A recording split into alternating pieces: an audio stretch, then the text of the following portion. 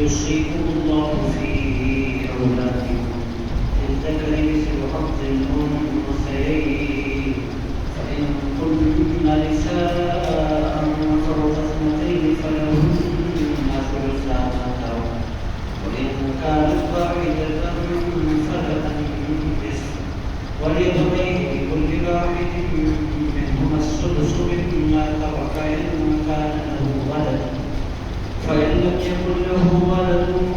لم يكن له ولد وورثه أبواه فلأمه الثلث فإن كان له إخوة فلأمه السدس من بعد وصية يوصي بها أو دين آباؤكم وأبناؤكم لا تدرون أيهم أقرب لكم نفعا فريضة من الله إن الله كان عليما حكيما ولكم نصف ما ترك أزواجكم إن لم يكن لهن ولد فإن كان لهن ولد فلكم الربع مما تركن من بعد وصية يوصين بها أو دين ولهن الربع مما تركتم إن لم يكن لكم ولد فإن كان لكم ولد فلهن الثمن مما تركتم من بعد وصية توصون بها أو دين وإن كان رجل يورث كلالة أو امرأة وله أخ أو أخت فلكل واحد منهما السدس فإن كانوا أكثر من ذلك فهم شركاء في الثلث من بعد وصية يوصى بها أو دين غير مضار وصية من الله والله عليم حليم تلك حدود الله ومن يطع الله ورسوله يدخله جنات تجري من تحتها الأنهار خالدين فيها وذلك الفوز العظيم ومن يعص الله ورسوله ويتعد حدوده يدخله نارا خالدا فيها وله عذاب مهين صدق الله العظيم وبلغنا رسوله النبي الأمين المتين الصادق الكريم ونحن على ذلك لمن الشاهدين والشاكرين والحمد لله رب العالمين وقال الله تبارك وتعالى في شأن حبيبه ونبيه ورسوله إن الله وملائكته يصلون على النبي يا أيها الذين آمنوا صلوا عليه وسلموا تسليما اللهم صل وسلم وزد وبارك على حبيبك سيدنا وشفيعنا ونبينا ومولانا محمد وعلى آله وصحبه ووارث هذه الفوز الأعظم الحمد لله رب العالمين معزز مكرم بزرگ بزرگان دوست عزیز ساتھیوں بالخصوص حفاظ کرام علم عزیز کرام سلاخان رسول اللہ صلی اللہ علیہ وسلم جسے پردہ تشریف فرما میری ماں اور بہنوں اور پیارے بچوں سورۃ النساء کے آج دوسرے رکوع کی تلاوت کی ہمیں ساتھ کر سکتی ہے یہ رکوع آیت نمبر 11 سے شروع ہو کر آیت نمبر 14 پر ختم ہو رہا ہے جملہ 4 آیتوں تک یہ رکوع قرآن مشتمل ہے عزیزان کرام قدر جو حفاظ کرام ہیں وہ اچھی طرح جانتے ہیں کہ قرآن مجید کے ڈیفیکلٹ ترین رکوع میں سے رکوع ہے تلاوت کے اعتبار سے چونکہ اللہ تعالیٰ نے اس میں کن بندوں کو کتنے حصے دیے جائیں اس کا بیان فرمایا ہے تو جو حافظ عالم ہوگا پھر بھی وہ اس کو آسانی سے نہیں کر سکے گا ورنہ بہت سے حافظ عام طور پر اس رکوع میں کنفیوژن کا شکار ہونے کو تلاوت کرتے ہیں کیونکہ اللہ تعالیٰ نے کہیں ثلث فرمایا کہیں سدس فرمایا کہیں ربع فرمایا اور اللہ تعالیٰ نے اس میں بڑی تفصیل دی ہے کہ کس کو بارشوں کو کس کو کتنا حصہ دیا جائے. کوئی انسان جب دنیا سے جائے تو اس کے بیٹوں کو اس کے مال سے کتنا حصہ دیا جائے, اس کی بیٹیوں کو اس کے مال سے کتنا حصہ دیا جائے، اس کے بھائی بہنوں کو اس کے مال سے کتنا حصہ دیا جائے، اس کے ماں باپ کو اس کے مال سے کتنا حصہ دیا جائے، پھر رشتے داروں کو کتنا حصہ دیا جائے۔ اللہ تعالیٰ نے اس کو بڑی تفصیل سے اس حکم میں بیان فرمایا۔ تو میں بہت ڈیپ نہیں جاؤں گا چونکہ میں تو کنفیوز ہو جاتا ہوں جب مسائل بہت ڈیپ جاتا ہوں۔ میں بھی سرسری طالب علم کی حیثیت سے وہ موٹی موٹی باتیں آپ کی خدمت پیش کر دیتا ہوں جو ترجمے کے ذریعے ہماری سمجھ میں آ سکتی ہیں۔ آپ بھی زیادہ سوالات اپنے ذہنوں میں پیدا مت کیجیے چونکہ بہت ڈیفیکلٹ ہے اور اس کے لیے بہت زیادہ لمبا وقت لگتا ہے۔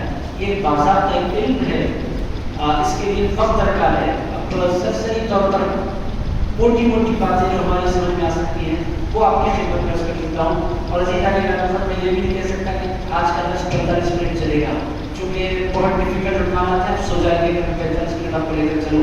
عزیز دوستوں، وہ امپورٹنٹ بات ہو سکتا ہے 30 منٹ 25 منٹ آدھے گھنٹے کے اندر اندر وہ امپورٹنٹ باتیں جو ہماری آسانی سے سمجھ میں آ سکتی ہیں وہ آپ کی خدمت پیش کر دیتا ہوں۔ اور یہ بھی عرض کرتا ہوں کہ 3 کوشچنس آپ مجھ سے کریں گے تو میں خود آنسر دینے کی پوزیشن میں نہیں ہوں۔ یہ پرٹیکولرٹی کے ساتھ چونکہ میرے بس کا مضمون نہیں، جو قرآن نے کہا سیدھی سیدھی باتیں آپ کی خدمت پیش کرتا ہوں۔ عزیزہ کے اگر اتنی بات آپ کو سمجھ میں آتی ہے کہ جب اس شعبوں کو آپ سنیں گے تو یہ بات آپ کو سمجھ میں آئے گی کہ اللہ تعالیٰ نے خاندان نظام کو بڑی اہمیت دی۔ خاندان کا جو سسٹم ہے اس کو اللہ تعالیٰ نے بہت اہمیت دی ہے۔ رشتہ داروں کی جو حقوق ہیں اللہ تعالیٰ نے ان پر بہت فوکس کیا ہے اور رشتہ داروں کو مال کے اعتبار سے بھی کیسے حقوق دیے جائیں اس کو اللہ تعالیٰ نے بڑی اہمیت دی ہے۔ اس سے ہماری سمجھ میں آتی ہے ایک بات، ہماری سب سے بنیادی بات ہماری سمجھ میں آتی ہے کہ رشتے انسان بھی بناتا ہے، رشتے اللہ بنایا کرتا ہے اور اللہ تعالیٰ یہ چاہتا ہے کہ رشتے داروں کو ان کا حق ملے۔ ماں کا اپنا مقام ہے، باپ کا اپنا مقام ہے، بیوی کا اپنا مقام ہے، بھائیوں اور بہنوں کا اپنا مقام ہے اور بچوں کا اپنا مقام ہے۔ آپ اللہ کا میں اللہ کا خاص بندہ ہوں یہ کہہ کر آپ بندوں کا حق نہیں مان سکتے۔ آپ کے ساتھ جن بندوں کو اللہ نے جوڑا ہے یہ اس کی اپنی مرضی سے اس نے جوڑا ہے۔ اب جب اللہ نے جوڑا ہے تو پھر آپ اس کو توڑ نہیں سکتے۔ آپ زندگی بھر اگر یہ بولیں میرا بھائی سے میرا کوئی رشتہ نہیں، آپ یہ بولتے پھرے مگر اللہ نے تو رشتہ بنایا ہے۔ اللہ تو فرماتا ہے وہ تو آپ کا ہے ہی۔ آپ اگر کوئی بیٹا نہ فرمان اللہ بولے گا اس سے کوئی تعلق نہیں، مگر آپ نہ بولے اس سے کوئی تعلق نہیں، اللہ نے آپ کا بیٹا اس کو بنایا ہے تو تعلق تو ہوتا ہے۔ یہ رشتہ ایسی چیز نہیں ہے جس کو توڑا جا سکتا ہے، رشتہ ایک ایسی چیز نہیں ہے جس کو کاٹا جا سکتا ہے، رشتہ کوئی ایسی چیز نہیں ہے جس کو اگنور کیا جا سکتا ہے۔ رشتہ اس واسطے اللہ نے بنایا کہ سسٹم قائم رہے زندگی کا۔ اور عزیزہ میرا مطلب حقیقت یہی ہے کہ جو اپنے ہوتے ہیں پھر وہ اپنے ہوتے ہی۔ آپ انسان لاکھ ان سے جھگڑے، لاکھ ان سے لڑے، مگر جب اپنے خاندان کا کوئی بندہ بیمار ہو جائے تو لاکھ لڑنے والی بہن ہو، اگر بھائی کی طبیعت خراب ہے لاکھ جھگڑے ہوں گے وہ روتی ہوئی آ جائے گی چونکہ تعلق ہے، خون جس کو کہتے ہیں، خون کا جو رشتہ ہے اس کے امپورٹنس کو آپ اس رکوع کے ذریعے سمجھیں گے۔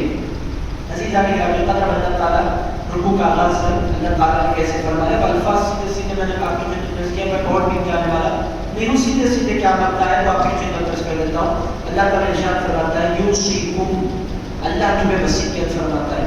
عزیزہ کی دو الفاظ ہماری زبان میں استعمال ہوتے ہیں، ایک ہے نصیحت، ایک ہے وصیت۔ یہ دونوں الفاظ اردو زبان میں بھی استعمال ہوتے ہیں، ایک ہے نصیحت، ایک ہے وصیت۔ دونوں کے اندر فرق کیا ہے؟ یہ بڑا امپورٹنٹ مسئلہ ہے۔ نصیحت میں بھی انسان کے لیے ایڈوائس ہوتی ہے، وصیت میں بھی انسان کے لیے ایڈوائس ہوتی ہے۔ دونوں کے لیے، دونوں میں فرق کیا ہے؟ یہ پہلا کوشچن آپ حضرات کے لیے عزیزہ میرا مطلب نصیحت میں اور وصیت میں فرق کیا ہے یہ ہمیں جاننا ضروری ہے۔ عزیزہ میرا مطلب عام طور پر انگلش میں اگر آپ اس کا ترجمہ کریں تو ایڈوائس اس کا ترجمہ ہوتا ہے، اگر اس کے قرآن ایسنس کو اگر آپ سمجھنے کی کوشش کریں اور اردو زبان ہماری زبان میں جو استعمال ہوتا ہے اس پر آپ غور فرمائیں تو عزیزہ میرا مطلب عام طور پر جو کوئی ایڈوائس دی جاتی ہے اس کو نصیحت کہتے ہیں، اور انتخاب کے وقت جب کوئی بندہ کوئی بات کا حکم دیتا ہے تو اس کو وصیت کہتے ہیں۔ عزیزہ میرا مطلب انتخاب کے وقت کی بات تو وصیت کو بھی نصیحت ہوتی ہے، اگر اس کو وصیت کیوں کہتے ہیں؟ اس واسطے کہ پہلی بات یہ ہے کہ انتخاب کے وقت جب کوئی بندہ کوئی بات آپ کو کہہ رہا ہے تو جب بولے گا وہ موت کو اپنے سامنے دیکھ رہا ہے تو جب وہ بولے گا تو دل کی گہرائیوں سے بولے گا، وہ بات سرسری نہیں بولے گا، وہ ایک دل میں اس کے درد ہوگا، درد والی بات بولے گا، اسی لیے اس کو وصیت کہتے ہیں۔ دوسری بات یہ ہے کہ انتخاب کے وقت جب کوئی بندہ بولے گا تو پھر ٹو دی پوائنٹ بولے گا، وہ بولے گا جو بہت زیادہ امپورٹنٹ ہے۔ عزیزہ میرا مطلب مرنے کے قریب ہے، موت کے قریب ہے، تو وہ بولے گا جو بہت زیادہ فائدہ مند ہو. تو نصیحت بھی کام کی چیز ہے، نصیحت بھی کام کی چیز ہے، مگر نصیحت سے زیادہ امپورٹنٹ نصیحت ہوتی ہے. اور عزیزان گرامی ہمارے آقا مولا صلی اللہ علیہ وآلہ وسلم نے جو کچھ فرمایا وہ امپورٹنٹ تھا.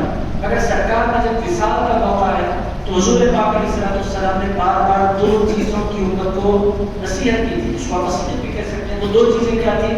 حضور بار بار فرماتے جا رہے تھے الصلاۃ الصلاۃ الصلاۃ، میرے امتیوں نماز، میرے امتیوں نماز، میرے امتیوں نماز. یہ حضور پاک کی نصیحت بھی ہے اور امت کو وصیت بھی ہے. حضور نے نماز کا کلمہ استعمال فرمایا. دوسرا حضور نے فرمایا وما ملکت ایمانکم، یہ دوسرا لفظ تھا جو حضور نے وصال مبارک کے وقت ارشاد فرمایا وما ملکت ایمانکم. اور اے لوگوں کا خیال رکھو جو تمہارے زیر کنٹرول ہے، جو تمہارے زیر اثر ہے، چاہے وہ اولاد کی شکل میں ہو، چاہے وہ شاگرد کی شکل میں ہو، چاہے وہ مرید کی شکل میں ہو، چاہے وہ کام کرنے والے نوکر کی شکل میں ہو، چاہے وہ غلام کی شکل میں ہو. لوگوں ان کا خیال رکھو. وما ملکت ایمانکم، انسان کے کنٹرول میں جو بندہ ہوتا ہے عام طور پر انسان اس کے ساتھ زیادہ سلوکی کرتا ہے، سیٹ کے ساتھ نوکر بدسلوکی کم کرتا ہے، سیٹ نوکر کے ساتھ بدسلوکی زیادہ کرتا ہے. اسی لیے اللہ تعالیٰ نے فرمایا وما ملکت ایمانکم، اللہ کے حبیب نے فرمایا وما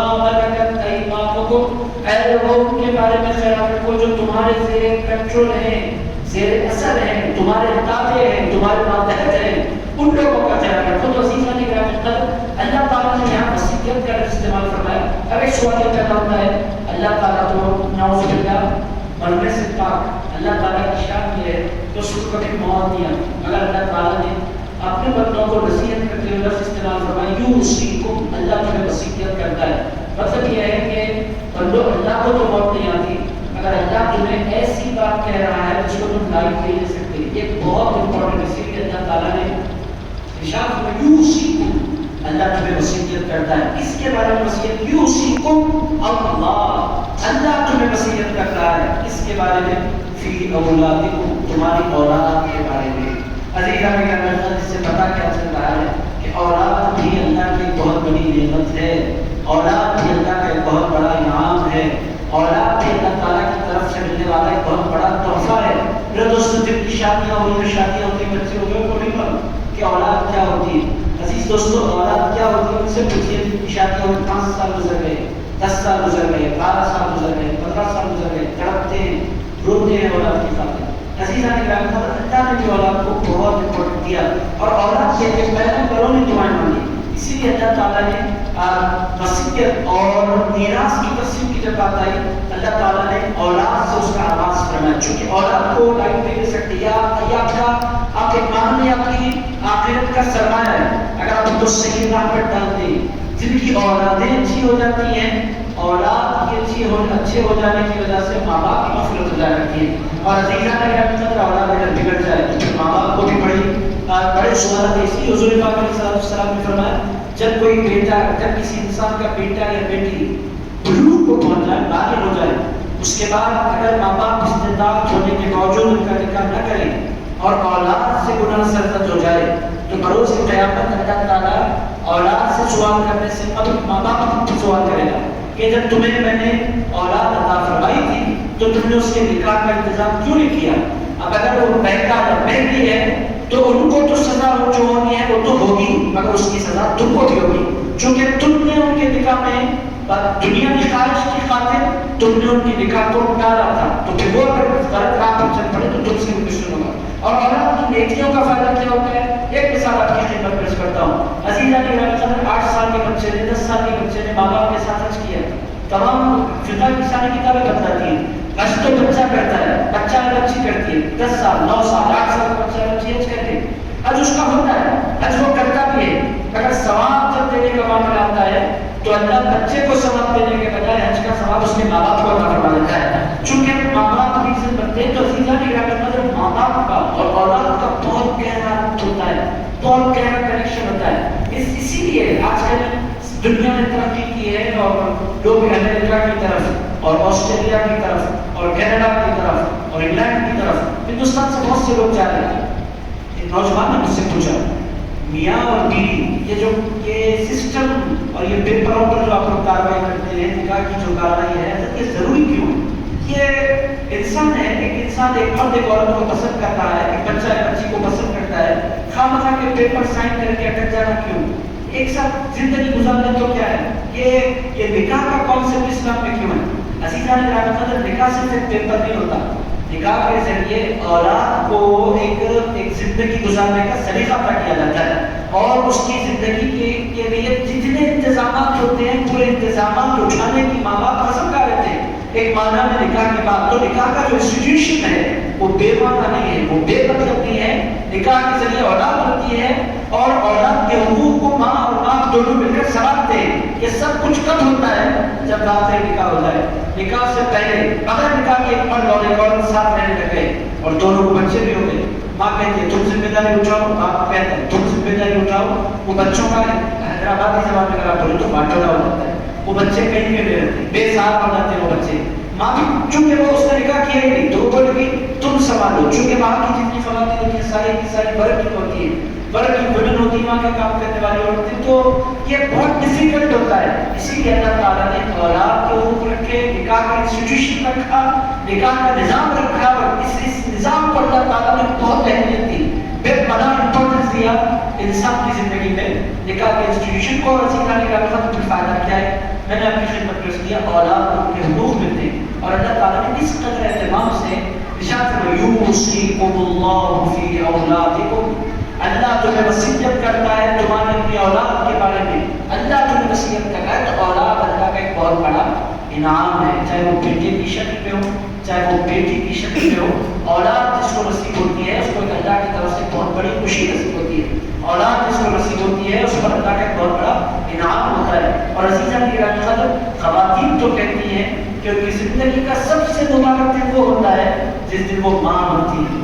عزیزان کی رحمت، ان کے قدموں کے نیچے اللہ جنت کو لا کر ڈال دیتا ہے جب وہ ماں ہوتی ہے۔ تو عزیز دوستوں کا اولاد ایک اللہ کا بہت بڑا انعام ہے، اسی لیے اللہ تعالیٰ کلام اللہ کا ہے مگر وصیت اولاد کے بارے میں کی جا رہی ہے۔ عزیز دوستوں، اس سے یہ بھی پتہ چل رہا ہے کہ ہمارا جو کلام ہے اور ہمارا جو دین ہے اور ہمارا جو مذہب ہے وہ مذہب اس قدر کامل اور اس قدر جامع ہے کہ وہ صرف سجدہ کرنے کا سلیقہ عطا نہیں فرماتا، زندگی گزارنے کا سلیقہ بھی عطا فرماتا ہے۔ عزیزان گرامی، یہ باتیں ہیں، قرآن کو ہم نے پیش نہیں کیا، قرآن کو ہم نے سمجھا نہیں، قرآن کو ہم نے سمجھایا نہیں، ورنہ دنیا میں اس سے بہتر کوئی کتاب نہیں، اور اس کو سمجھنے والوں سے زیادہ خوش نصیب کوئی انسان نہیں۔ عزیزان گرامی، یہ ہے قرآن مجید۔ بہرحال اللہ پاک کیا ارشاد فرماتا ہے، آپ سماعت فرمائیں، یوصیکم اللہ فی اولادکم، اللہ تمہیں تمہاری اولاد کے بارے میں وصیت فرماتا ہے۔ وصیت کیا ہے آپ سنیں، للذکر، ذکر کہتے ہیں مرد کو، للذکر مثل حظ الانثیین،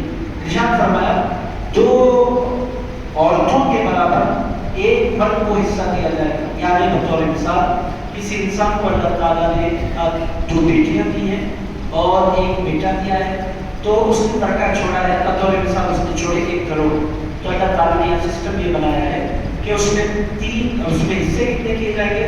اللہ تعالیٰ فرماتا ہے اس میں 4 حصے کیے جائیں گے، 1 کروڑ میں 4 حصے کیے جائیں گے، 2 حصے بیٹے کو دیے جائیں گے اور ایک حصہ بیٹی کو دیا جائے گا۔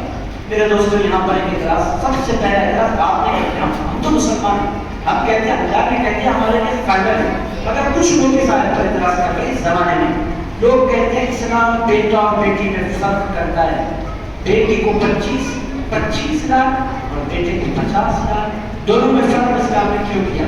بیٹے کو تو اسلام امپورٹنس دے رہا ہے، یہاں جتنے بیٹے بیٹھے سارے کے سارے خوش ہو رہے ہیں، ہمارا امپورٹنس ہے۔ عزیزان کی رحمت، آپ زیادہ خوش مت ہوئیے، اس کے بعد بھی ذمہ داریاں بھی ہیں۔ عزیزان کی رحمت، یہ ذمہ داریوں کی وجہ سے ہے ڈبل دینا۔ ذمہ داریاں کیا ہے؟ میں آپ کی خدمت کر سکتا ہوں، بیٹی جو ہوتی ہے، بیٹی پر کمانے کی ذمہ داری، کھلانے کی ذمہ داری اسلام نے رکھی ہوئی۔ اللہ تعالیٰ نے فرمایا بیٹی جب آپ کے پاس ہوگی تو باپ کھلائے گا، خدا نہ خواستہ باپ انتقال کر جائے تو بھائی کھلائے گا، اور بیٹی جب جوان ہو جائے، شادی ہو جائے تو اس کے شوہر کھلائے گا، اگر شوہر کا انتقال ہو جائے تو اس کے بیٹے اس کا خیال رکھیں گے۔ کسی کے پاس بیٹے نہیں ہے تو بھتیجوں کی ذمہ داری بنتی ہے کہ وہ اس کا خرچہ اٹھائیں، بھتیجے اٹھائیں گے، بھانجے اٹھائیں گے، مگر عورت پر اللہ تعالیٰ نے پوری زندگی میں 1 روپیے کا خرچ نہیں رکھا، ایک روپے کا خرچ اس پر اللہ نے دے گا. اس کو کمانا ہے نہیں, اس کو خرچ کرنا ہے نہیں. عزیزان گرامی پھر عورت کو کرنا کیا ہے؟ اللہ تعالیٰ فرماتا ہے آرام سے بیٹھو کھاؤ پیو. عزیزان گرامی کیا ہے عورت؟ تو اللہ تعالیٰ نے عورت کو پورا آرام دے دیا. ارشاد فرمایا تم کھاؤ پیو گھر میں رہو انجوائے کرو, تمہاری ذمہ داری اتنی ہے. تو عزیزان گرامی جب ان کو خرچہ ہے نہیں تو اصول کی بات تو یہ ان کو دے نہیں تھا. اصول کی بات کیا ہے؟ اگر اللہ تعالیٰ نے فرمایا وہ میری بندیاں ہیں تو ان کو بھی اس میں سے حصہ ضرور دیا جائے گا. تو عزیز دوستو خرچہ دیے خرچہ رکھے بغیر اللہ تعالیٰ کو دے رہا ہے تو اللہ تعالیٰ ان کے ساتھ ناانصافی نہیں کرتا, اللہ تعالیٰ ان کے ساتھ فضل فرما رہا ہے. عزیز دوستو یہ بات کو سمجھانے کی ضرورت ہے ہمیں پوری دنیا کو کہ اللہ تعالیٰ نے مرد کو دو حصے کیوں دیے جا رہے ہیں.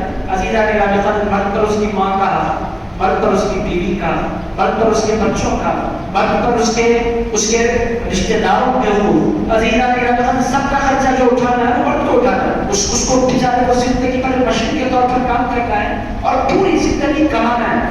عزیزہ کے پوری زندگی اس کو خرچہ کمانے اور اٹھانے اور کتنی قربانیاں دیتے ہیں مرد. اگر آپ دیکھیں تو آپ کو اندازہ ہوگا کہ کیسے کتنے باپوں کو ہم نے دیکھا ہے بچوں کے لیے آٹوز کا انتظام کرتے ہیں, خود بیچارے مشکل اٹھا کر بس بدل کر اپنے منزل پر پہنچ رہے ہوتے ہیں. عزیزان گرامی بچوں کو تو نئے نئے جوتے دلانے ہوتے ہیں, اگر خود کا جوتا پھٹ بھی جائے تو اس کو کسی بھی طرح سے لا کر چلا لیتے ہیں جو کہ ان کو بچوں کے خرچے اٹھا لیں. عزیزان گرامی دنیا یہ بولتی ہے کہ مرد سیکریفائس کرتے ہیں, دنیا تو یہ بولتی ہے کہ مرد مزے دیں. عزیزان گرامی مردوں کی ذمہ جتنی ذمہ داریاں ہیں وہ غیر معمولی ہیں. تو عزیز دوستوں خرچہ ان پر ہے تو اللہ تعالیٰ نے ان کو حصہ بھی بڑا عطا فرمایا ہے. اس کے علاوہ دوسرا ریزن یہ ہے کہ بیٹی تو اپنے شوہر کے گھر جائے گی, بیٹا تو اس کا اپنا گھر رہے گا, وہ تو کسی کا گھر داماد بھی لوگ میں ہر حصہ ہے. مگر اصول کی بات یہ ہے کہ گھر میں اس کو حصہ زیادہ کیوں دیا جاتا ہے؟ اس واسطے زیادہ دیا جاتا ہے چونکہ وہ وہاں رہتا ہے اور عورت تو کسی اور کے گھر جا رہے ہیں اس کو تو وہاں اس کو ملنے والا ہے اور مرد کو ماں باپ سے ملتا ہے, عورت کو کئی جگہ سے ملتا ہے. تو اللہ نے جو فرمایا ہے نعوذ باللہ بیٹا بیٹی میں فرق کرنے کے لیے نہیں فرمایا, اللہ تعالیٰ نے بیٹی پر فضل فرمایا, اسی لیے اس کو ایک حصہ عطا فرمایا. عزیزان گرامی بہرحال یہ ایک بات آپ کی سمجھ میں آ گئی کہ بیٹے کو بیٹی کے مقابلے میں ڈبل دیا جائے گا. میں نے اپنی خدمت پیش کر دیا. ریزن کیا ہے وہ اپنی خدمت میں نے کر دیا ہے. ایک تو ریزن یہ ہے کہ اس کے ذمہ فیملی ہے, اس کے ذمہ اخراجات ہیں, اس کے ذمہ پوری فیملی کو لے کر چلنا ہے. دوسری بات یہ ہے کہ وہ کسی کے گھر جاتا نہیں ہے, اس کو وہیں رہنا ہے. اگر اس کو تھوڑا ملے تو پھر وہ کیسے زندگی گزارے گا؟ تو اسی لیے اللہ تعالیٰ نے اس کو دو حصے اللہ تعالیٰ نے مرد کو عطا فرمائے. تو اس میں اگر آپ غور فرمائیں تو اسلام کا جو سسٹم ہے اس میں ناانصافی ذرا برابر نہیں ہے, اس میں سراسر انصاف ہے, سراسر رحمت ہے. اور جو اسلام پر اعتراض کرتے ہیں کہ اسلام نے ناانصافی کی ہے, میں ان سے پوچھتا ہوں آپ کیا دیتے ہیں اپنی بیٹیوں کو؟ پہلے آپ یہ بولیں. عزیزان میرا مطلب آپ تو کچھ دیتے نہیں ہیں اور ہم پر اعتراض کرتے چلے. اسلام نے بھی کہا اور اسلام نے جو کچھ کہا, اللہ اس کے رسول نے جو کچھ کہا وہ بہت بہتر کہا, اور وہ کہا جو عقل کو بھی ایڈجسٹ کرتا ہے اور انصاف کو بھی, انصاف کا بھی تقاضا ہے, اللہ تعالیٰ نے وہ فرمایا. اس کے بعد اللہ تعالیٰ ارشاد فرماتا ہے فَإِن كُنَّ نِسَاءً, اور اگر تمہیں اور یعنی بیٹیاں فوق سنتین, اگر بیٹیاں 2 سے زیادہ ہوں, فَلَهُنَّ ثُلُثَ مَا تَرَكَ, اللہ پاک فرماتا ہے جو ترکہ باپ چھوڑے اس میں سے 2/3 بیٹیوں کو ملے گا. یعنی اگر کسی کو 2 بیٹیاں ہیں تو مال کا کو 3 سے کیا جائے گا. ایک بیٹی کو 2 ملے گا, دوسری بیٹی کو مال کا سیکنڈ حصہ جو ہوتا ہے وہ ملے گا. ان کا نفاق اگر کسی کو ایک ہی بیٹی ہو فلاح نصف, اللہ پاک فرماتا ہے بیٹی کو آدھا حصہ مال کا پورا دیا جائے گا, باقی پھر کوئی آدھا حصہ پورے خاندان میں تقسیم ہوگا. عزیزان گرامی یہ سسٹم اللہ پاک بیان فرما رہا ہے. اور یہ بھائی کوشچنس آپ کے دل میں اٹھیں گے, کیا بجانیاں چاہیے, میں خود حل نہیں کر سکتا, نہ میرا دماغ اس میں چلتا ہے. عزیزان گرامی آپ کوشچنس مت کیجیے, آج خالی سن لیجیے, چونکہ میں تو بہت پریشان ہوتا ہوں کہ رکوع آتا ہے, سن لیجیے آپ دل لگا کر بس. اس کے بعد اللہ پاک فرماتا ہے ولی اور اس کے ماں باپ کے لیے کل واحد منہما, ان میں سے ہر ایک کے لیے السدس, 6واں حصہ ہے, مما ترک, جو کچھ ان لوگوں نے اس نے چھوڑا ہے, ان کا لہو ولد, اگر اس کو اولاد ہے. اللہ تعالیٰ فرما ہے ماں باپ کو کتنا ملے گا؟ اللہ تعالیٰ فرما ہے مال کا 6واں حصہ ماں باپ کو اللہ رب العزت نے مقرر فرمایا ہے. فَإِن لَمْ يَكُنْ لَهُ وَلَدٌ, اور اگر اولاد نہیں ہے, وَوَرِثَهُ أَبَوَاهُ فَلِأُمِّهِ الثُّلُثُ, اللہ پاک فرماتا ہے ان کے ماں باپ میں سے ماں کو تیسرا حصہ ملے گا. آپ چھٹا تیسرا دوسرا آپ خود پریشان ہیں. یہ عالم ہے سنی تھی آپ برکت کے لیے سنی تھی. عزیزان گرامی نظر اللہ تعالیٰ اس کے بعد ارشاد فرماتے ہیں فَإِنْ كَانَ لَهُ إِخْوَةٌ اور اگر اس کے لیے بھائی بھی ہے فَلِأُمِّهِ السُّدُسُ ماں کے لیے چھٹا حصہ ہے مِن بَعْدِ وَصِيَّةٍ وصیت کے بعد یوصی بِهَا جس کی اس نے وصیت کی او دین یا اس کا قرضہ ہے. اللہ تعالیٰ نے یہاں پر اصول یہ بھی وراثت کا اصول انتہائی امپورٹنٹ. یہ بات بہت کلیئر ہے میں آپ کو سمجھا سکتا ہوں. یہ بات کیا ہے اللہ تعالیٰ فرما رہا ہے وراثت جب تقسیم ہوگی تو سب سے پہلے انسان کے بڑھتے ہی سب سے پہلے یہ دیکھا جائے گا کہ اس نے کسی کے بارے میں وصیت کی ہے. پہلا کام یہ میرا کام کرنا ہے. بطور مثال ایک انسان تھا مالدار تھا بڑھتے بڑھتے اس نے وصیت کی کہ میرے مال سے مسجد بنائی جائے. اس کے پاس 50 کروڑ ہے. اس نے کہا میرے مال سے مسجد بنائی جائے گی. اللہ تعالیٰ فرما رہا ہے تقسیم بعد میں ہوگی وصیت پر عمل پہلے کیا جائے گا. یہ پہلا کام ہوگا. اگر اس نے کسی اچھے کام کے کرنے کا بڑھتے بڑھتے بندے نے کہا میں چاہتا ہوں کہ میرے مال سے میرے نام پر خرچ کروا دیا جائے ہونے والا نہیں وصیت کی تو عزیزان میرے پاس کیا فرماتا ہے تقسیم ورثہ بعد میں ہوگا. پہلے اس کی جو وصیت ہے اس کی جو خواہش ہے اس کو پورا کیا جائے گا. پہلا کام. دوسرا قرضہ. اللہ پاک فرماتا ہے کہ ایک بندے کے ذمہ قرضہ 50 لاکھ کا اور وارث بیٹھ کر مال تقسیم کر رہے ہیں. غلط ہے. پہلی ذمہ داری یہ ہے کہ مال تقسیم کرنے سے پہلے یہ دیکھا جائے کہ اس نے اگر قرضہ کسی سے لیا ہے تو اس کو انصاف کے ساتھ ادا کر دیا جائے. عزیزان کا مقصد یہ ہے کہ انتہائی اہم ہے جو قرآن میں سمجھاتا ہے. میرے دوستوں ایسا نہیں ہو سکتا کہ کسی بندے کے ذمہ قرضہ ہے اور مالدار اور اولاد اس کا مال تقسیم کرتے بیٹھے. دو کام ہو گئے. کتنے کام ہو گئے؟ پہلا کام وصیت پر عمل کرنا. وصیت اس نے اگر کی ہے تو پہلے وصیت پر عمل کر دینا. دوسرا اگر اس نے قرضہ لے رکھا ہے تو قرضہ ادا کرنا. اس کا امپورٹنس کیا ہے عزیزان کا؟ اس کا امپورٹنس یہ ہے کہ رسول پاک علیہ السلام نے مسجد نبوی میں اعلان فرمایا تھا اگر میت آتی ہے حضور کے پاس تو حضور نماز جنازہ پڑھنے سے پہلے پوچھتے بھائی اس کا کسی پر قرضہ تو نہیں ہے؟ قرضہ تو نہیں ہے؟ پوچھ لیتے حضور. اگر کوئی کہتا ہے یا رسول اللہ اس کا اتنا قرضہ باقی ہے تو حضور فرماتے اس کے ورثے سے دے دو. اگر اس کا ورثہ کوئی نہیں جائیداد کوئی نہیں غریب آدمی ہے حضور فرماتے ہیں اگر میرے امتی پر کوئی قرضہ ہے اور اس کے پاس کوئی مال بھی قرضہ ادا کرنے کے لیے نہیں ہے تو میں اس کو بے سہارا دفن ہونے نہیں دوں گا. اس کا قرضہ محمد رسول اللہ ادا کرے گا. آپ اس کا امپورٹنس اندازہ لگایا اور سرکار کی شان رحمت دیکھیں آپ امتی سے پیار دیکھیں آپ کتنا پیار کرتے ہیں اپنے غلاموں سے اور اپنے صحابہ سے. رسول اللہ یہ بھی آپ محسوس کریں امپورٹنس کیا ہے. رسول فرماتے ہیں مقروض میت کو قرض والی میت کو قبروں میں مت اتارو ان کا قرضہ ادا کر دو. یہ حکم ہے چونکہ وہ اس کو پھر عذاب ہوگا. اگر وہ اس کے پاس پیسہ تھا اور اس نے قرضہ نہیں دیا تو اس کو عذاب ہوگا چونکہ اس کو کتنے لوگوں کے ڈبانے کو سبب بنا ہے. اور عزیزان کا آپ لوگ جانتے ہیں عبادات میں اگر کوئی کمی پیشی ہو جائے اللہ تعالیٰ اپنے فضل سے معاف فرما دیتا ہے. اگر معاملات میں اگر کوئی گڑبڑ ہو جائے تو پھر انسان کی بخشش کے کوئی چانسز نہیں ہے. اسی لیے اللہ کے حبیب علیہ السلام قرضہ چکا. اسی طرح اگر مہر ہے کسی انسان نے مہر مانگا 50,000 زندگی تو نہیں دیا انتظار ہو گیا ہے تو پہلا کام یہ ہے کہ پہلے اس کا مہر ادا کر دیں. بیوی کا حق ہے پہلے آپ دے دیں اس کے بعد پھر انسان تقسیم ہوگا بچوں کا مال تقسیم ہوگا. عزیزان کا اب یہاں پر اللہ تعالیٰ نے ایک لاجیکل بات کہی ہے وہ بڑی امپورٹنٹ ہے. وہ کیا ہے تمہارے باپ یا تمہارے بیٹے کون زیادہ قریب ہے تم سے تم خود نہیں جانتے. عزیز دوستو انسان غذائیں طور پر دیکھیں تو اللہ تعالیٰ ماں باپ کو کہیں تیسرا حصہ دے رہا ہے کہیں مال کا چھٹا حصہ دے رہا ہے اور اولاد کو بیٹے کو 2 حصے مال کے دیے جا رہے ہیں حصہ اور بیٹیوں کو تیسرا حصہ دیا جا رہا ہے. تو بیٹیوں کو زیادہ دیا جا رہا ہے اور ماں باپ کو کم دیا جا رہا ہے. سوال یہ پیدا ہوتا ہے بیٹے تو ماں باپ پر کم خرچ کرتے ہیں ماں باپ اولاد پر زیادہ خرچ کرتے ہیں. لاجیکل بات ہے. ایک انسان اپنی پوری جوانی لگا دیتا ہے اپنے بچوں کو پروان چڑھانے کے لیے. ماں کی حیثیت سے ماں اپنا دودھ پلاتی ہے دن رات بچوں کی خدمت کرتی ہے اور جب ان کو حصہ دیا جا رہا ہے تو ماں کا چھٹا حصہ اور اولاد کچھ نہیں کرتی اور اولاد کو اللہ تعالیٰ اتنا زیادہ عطا فرما رہا ہے. یہ کیوں؟ یہ سوال پیدا ہونا چاہیے اصول سے.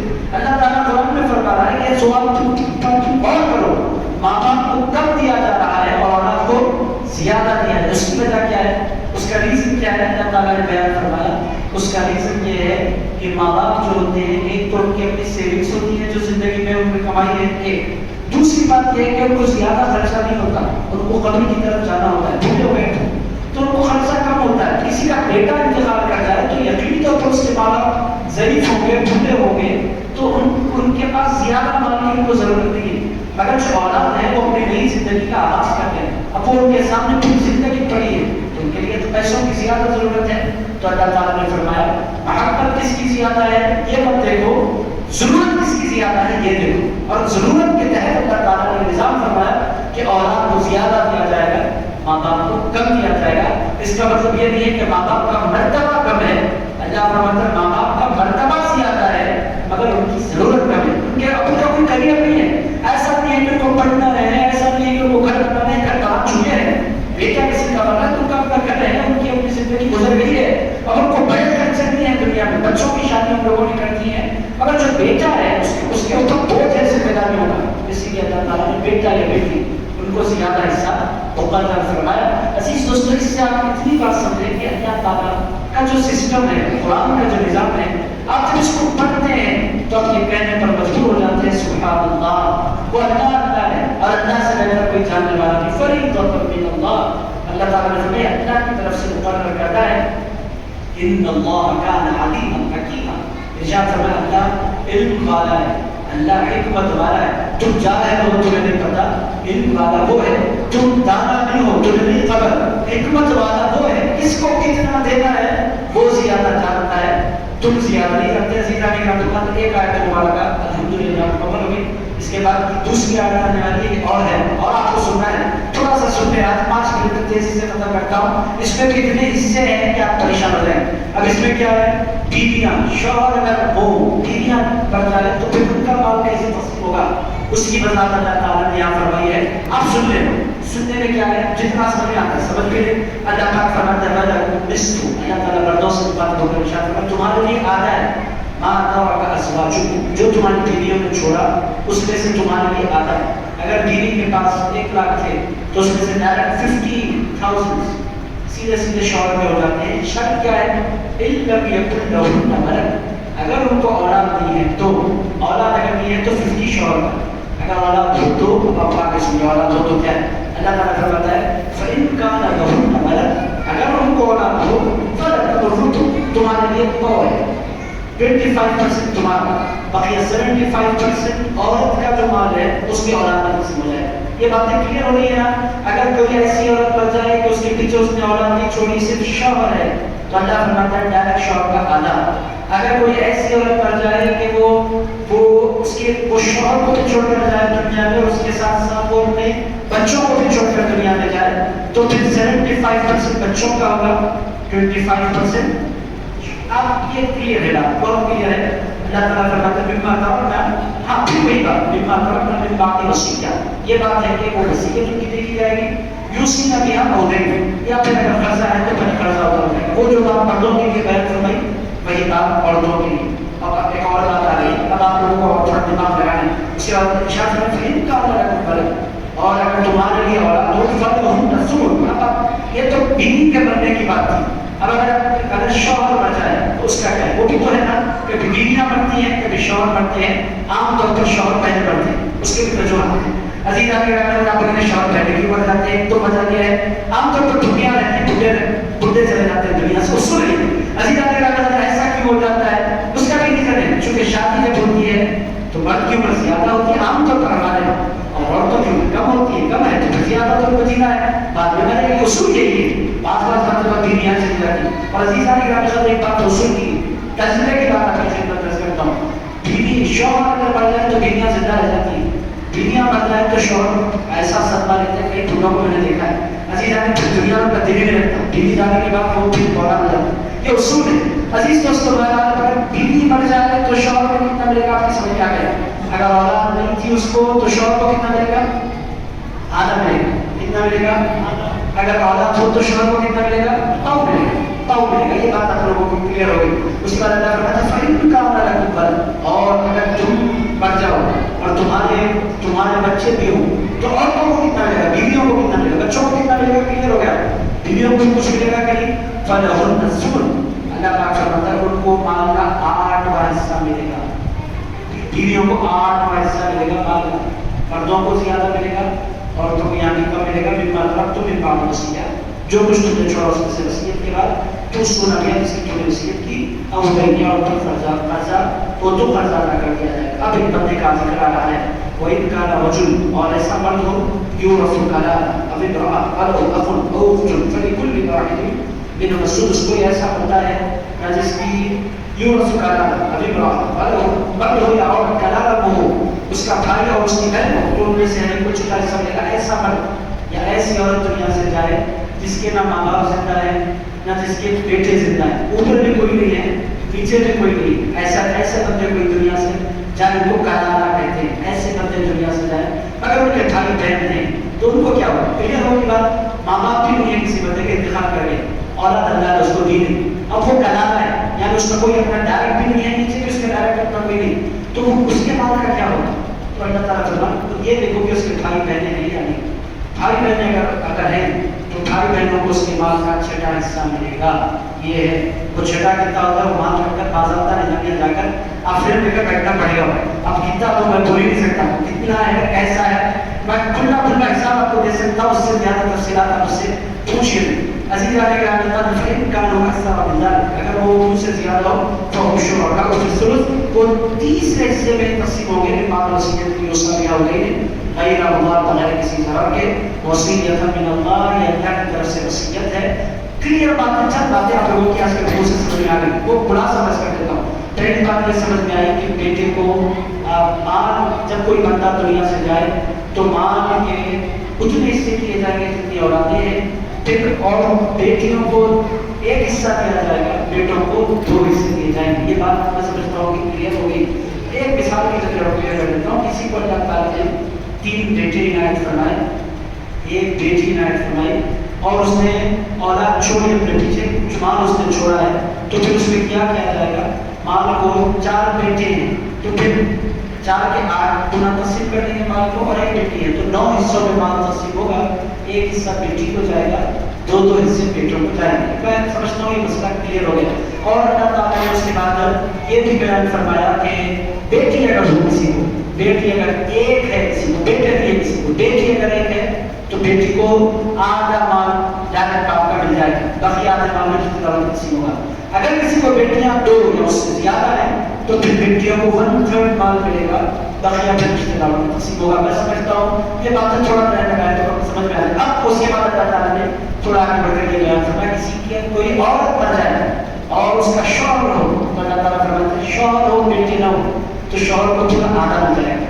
اگر اولاد ہو تو پھر شوہر کو پاؤ ملے گا اس کا بعد باقی 75% اولاد تقسیم ہو جائے گا. اور اگر کوئی مرد انتخاب کر جائے اور اس کی بیوی موجود ہو تو اللہ تعالیٰ فرماتا ہے بیوی کو مال کا 8واں حصہ ملے گا. بس ہو گیا. جہاں تک کہ آپ لوگوں نے سمجھ لیا اللہ کا شکر ادا کیجیے الحمدللہ بولیے. عزیزان گرامی اللہ اس کے بعد اللہ تعالیٰ فرماتا ہے واللہ علیم حلیم. اللہ علم والا ہے, اللہ علم والا ہے, وہ جانتا ہے کہ اس کو کیا دینا ہے.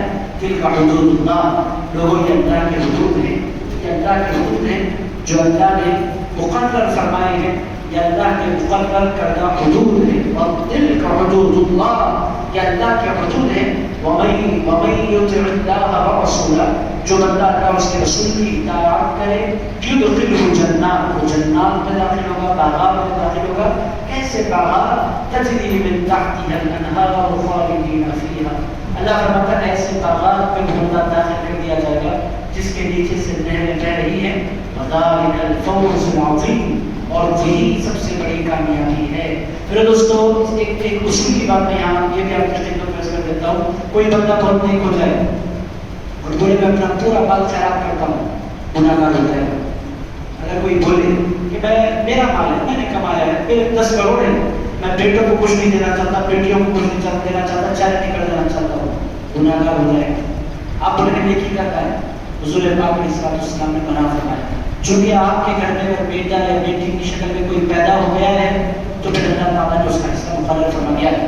اب آپ کو نہیں کرنا ہے, اللہ نے مقرر فرمایا. کوئی بیٹا زیادہ چاہے کوئی بیٹی کم چاہے وہ آپ کی ذمہ داری نہیں ہے. اور اگر کسی پر بہت زیادہ پیار بھی آ جائے تو آپ مال کے 1/3 میں آپ وصیت کر سکتے ہیں, مال کے 33% میں آپ وصیت کر سکتے ہیں. کسی بیٹے ایک بیٹا ناخلف, ایک بیٹا فرما بردار, ایک نے زندگی آپ کی خدمت میں لگا دی, ایک نے کچھ نہیں کیا پر کر پوچھے نہیں آپ کو مگر آپ یہ نہیں بول سکتے کہ جس نے مجھے نہیں پوچھا میں اس کو محروم کر دوں گا. آپ یہ نہیں بول سکتے. آپ اگر کسی کے بارے میں وصیت اور نصیحت کرنا چاہتے بھی ہیں تو صرف 33% میں آپ وصیت کر سکتے ہیں. یہ اصول آپ یاد رکھیں. حضور کی خدمت میں ایک ساتھی آئے تھے, عرض کیا تھا, یا رسول اللہ میں اپنی آخرت کا سودا کرنا چاہتا ہوں, میں کل مال اللہ کی راہ میں خرچ کر دینا چاہتا ہوں.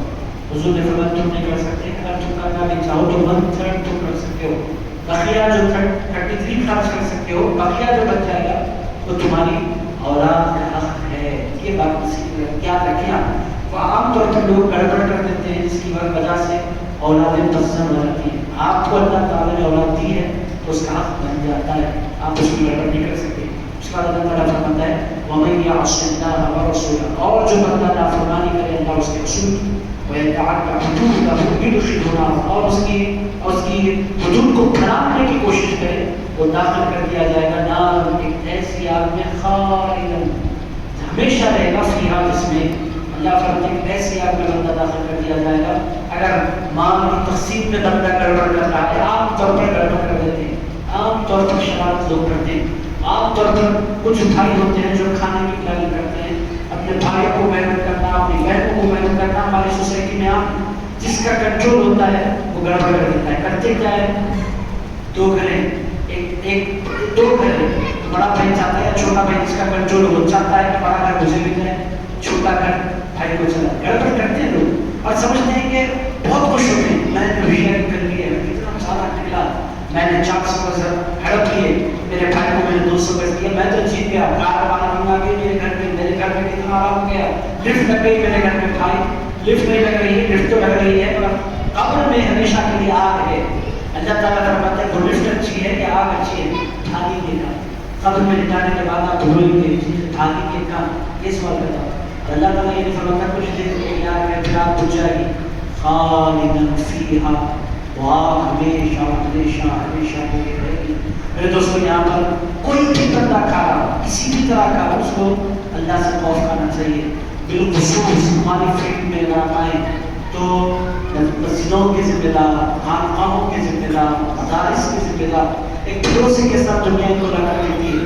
اگر یہ بات میں گڑبڑ کر رہے ہیں, اللہ تعالیٰ کو فرما رہے ہیں کہ یاد رکھو اللہ کے بندوں کے حقوق میں اگر اونچ نیچ ہوگی تو پھر ایسا عذاب ہوگا کہ ہمیشہ ہمیشہ ہمیشہ تم عذاب میں رہوگے. اس میں گڑبڑ نہیں ہونی چاہیے, چونکہ اللہ امت نے تم پر بھروسہ کیا, امت نے اپنی کمائی ہوئی دولت, خون پسینے سے محنت سے کمائی ہوئی دولت تمہارے حوالے کی. لوگ یتیموں کا بال کھا جاتے ہیں. عزیزان گرامی قدر, کتنے لوگ رمضان میں نکلتے ہیں کہ جن کے پاس صرف 2 کے مالا مدرسہ ہے, اگر آپ جا کر دیکھیں تو ان کا مدرسہ ہوتا ہی نہیں, زمین پر مدرسہ نہیں ہوتا.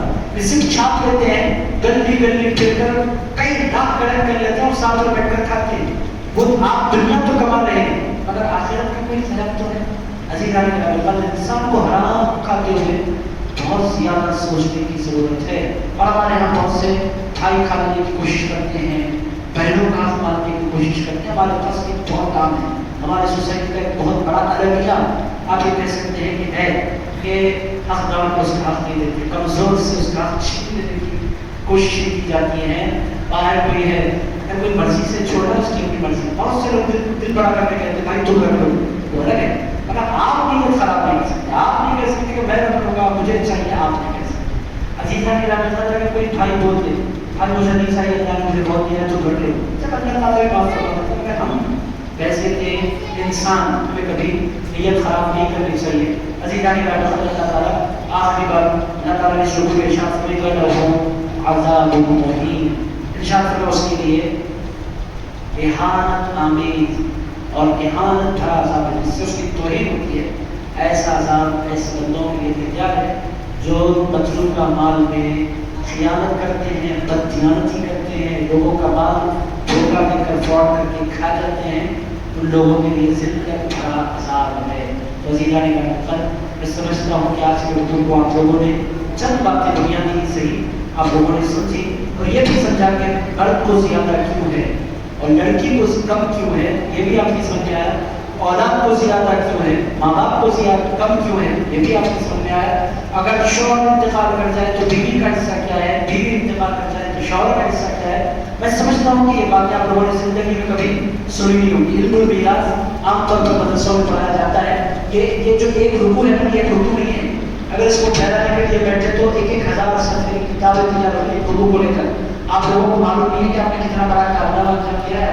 ایک رکوع نہیں ہے، یہ 1000 صفحے کی کتابیں تیار ہیں رکوع کو سمجھانے کے لیے، اس کی تفسیر اور اس کی تشریح اور توضیح کے لیے. کوئی معمولی رکوع نہیں ہے، پورا ڈھانچہ ہے، پوری سوسائٹی کا ڈھانچہ ہے کہ اللہ تعالیٰ نے رکوع کے اندر عنایت فرما دیا. جتنا ڈیپ آپ جاتے جائیں، جتنی اطلاع لگاتے جائیں، اتنے اس کے اندر فرو نکلتے جائیں گے، اتنے اس کے اندر مسائل نکلتے جائیں گے، اور آپ جتنا غور کرتے چلے جائیں گے اتنی بار آپ کہیں گے سبحان اللہ الحمدللہ ولا الہ الا اللہ. عزیزان اللہ کہنے پر مجبور ہوں گے کہ واقعی اللہ کا کلام ہے. اور کتنا خیال ہے ماں کا، کتنا خیال ہے باپ کا، کتنا خیال ہے بیوی کا، کتنا خیال ہے شوہر کا، کتنا خیال ہے بچوں کا. عزیز دوستو، آپ جتنا غور کریں گے اتنی مرتبہ آپ اللہ کی تقسیم پر اور اس کی رحمت پر، اس کی حکمت پر، اس کے علم پر آپ قربان ہوتے چلے جائیں گے. پھر دوستو، ہم سے زیادہ رکھی دنیا میں کوئی نہیں. اسی لیے کہتے ہیں مسلمان دنیا کی خوش قسمت ترین انسان ہے، چونکہ ان کے پاس ہر چیز کا ایک سسٹم ہے. یہی بات لوگوں کو چپ رہی ہے. غیروں کے پاس کچھ بھی نہیں ہے، ان کے پاس ہے کچھ بھی. عزیز دوستو، اسی لیے ان کو اسلام چھپ رہا ہے.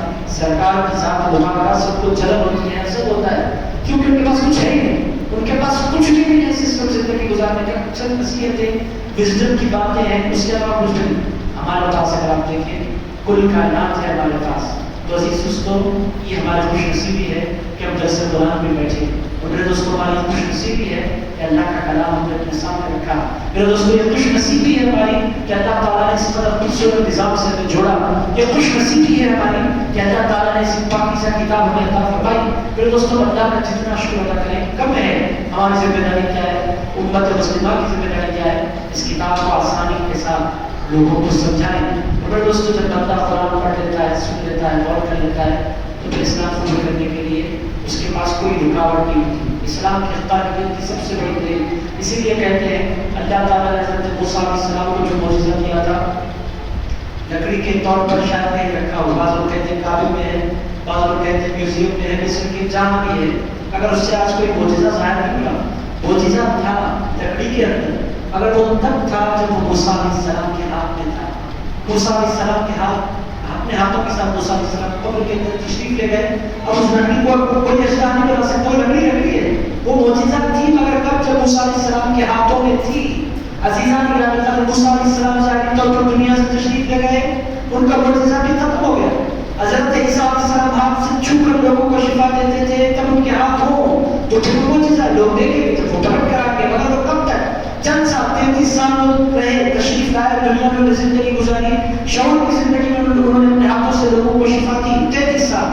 پھر پلٹ کر آ گئے حضرت عیسیٰ علیہ السلام. کچھ سال رہیں گے، شادی بیاہ فرمائیں گے، معجزے دکھلائیں گے، پھر چلے جائیں گے. ان کا معجزہ جو ہے وہ لمیٹڈ دور کے لیے ہے.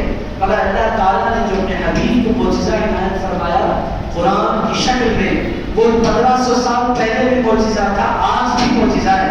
اور عزیزان کے رحمت، یہ کتاب ایسی ہے جو صبح قیامت تک معجزہ رہے گی. اگر شرط کیا ہے؟ اس کتاب سے جڑے.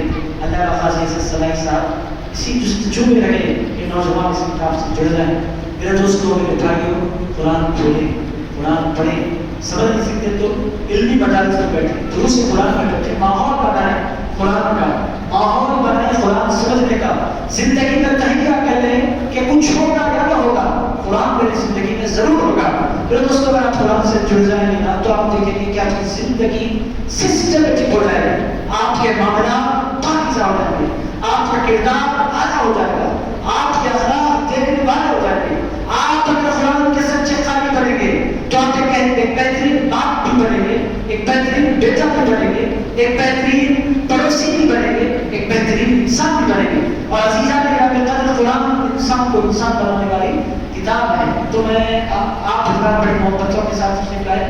میری طرف سے ہوتا کیا ہے، میں آتے آتے اچانک نعرہ لگا دیتا ہوں، پھر آپ لوگ میرے نعرے کا بتا دیتے ہیں. اور میں ایک ہفتہ نہیں آیا تھا، 5 ہفتے نہیں آتے، آپ کہتے ہیں آپ نے مارا ہے تو ہم بھی ماریں گے. عزیزان گرامی، ایسا مت کیجیے کہ دورے پر ہو آئندہ جمعرات ایک جمعرات چھوڑ دیجیے، پھر اس کے بعد کی جمعرات سے انشاءاللہ ہم کنٹینیو کریں گے. آپ یاد رکھیں، آئندہ جمعرات میں نہیں، اس کے بعد کی جمعرات سے انشاءاللہ تعالیٰ آپ آئیں گے انشاءاللہ. آپ سے بات میں دعا کرتا ہوں، اے پاک پروردگار، ہم تمام کے جتنے حضرات یہاں بیٹھے مولا، اگر کوئی اولاد کی نعمت سے محروم ہے تو مولا نے اولاد عطا فرما، مال